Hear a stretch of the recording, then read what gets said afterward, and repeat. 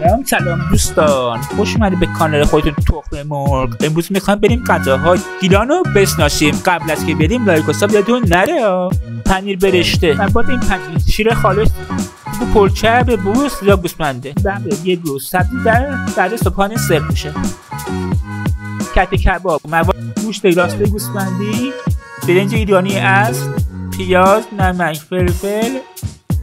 مخالفت کته کباب: زیتون پرورده، پیاز، اشبل، نقض گردو، ماست شکرده محلی، گوجه، سبزی خوردن و ترشیه. بادمجان کبابی یا بادمجان شکم. موادش: بادمجان، سیر، ریحان، گشنیز، نعنا، ترخون، جعفرانی، اناریچه، چچاق، خالواس، گردو، رب انار، رب آلوچه، نمک، فلفل و رب گوجه فرنگی هم دلخواهه.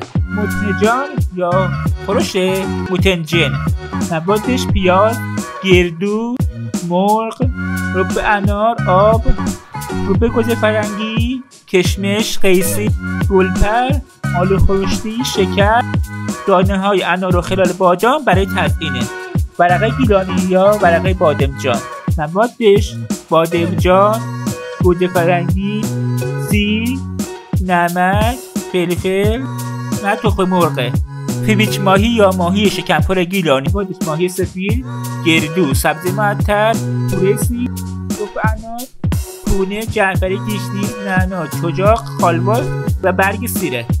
قیمه محصوله: موادش: گوشت چرخ کرده، پیاز، رپه، سیب زمینی، رب گوجه فرنگی، آب نارنج، زعفران، نمک، فلفل سیاه، روغن، زردچوبه و دارچین. قرمه سبزی گیلانی. موادش: گشنیز، جعفری، شنبلیله، لیوان قرمز، گوشت گوساله، آبقوره، نمک، فلفل، زردچوبه، رب گوجه فرنگی، بادمجان قلمی، گوجه فرنگی، پیاز و روغن.